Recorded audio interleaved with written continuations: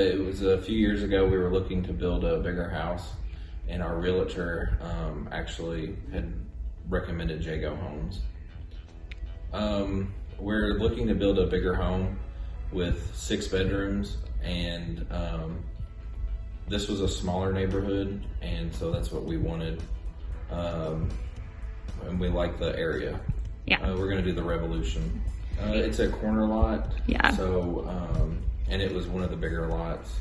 Yeah. And we could have more area for the kids to run around and play. And it just so happened one of our neighbors from the Vinings is moving, and they're actually gonna move across the street from us. So kids will be able to play. They'll be able to hang out with their friends from the old neighborhood and the new neighborhood.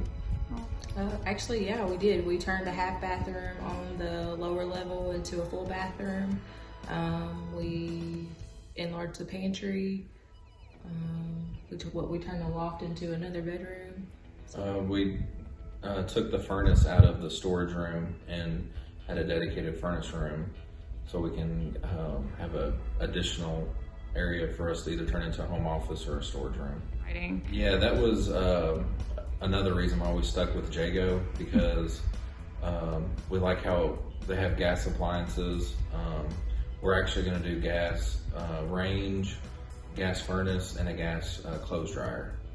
So that's more efficient than doing electric. And then the fact that the houses are so well insulated was a big benefit too. Really the only issues we had was just us changing our mind. So Mark was really willing to help us out. We made a lot of changes and special requests, and him and Zach were able to work through that with us. And actually we're going to be signing the closing documents to start building this weekend. And he had called me yesterday and today and told me we had to make a couple small changes because of the way the floor plan was. Those items weren't going to work out, so it wasn't a big deal for us to go back and change that. Good.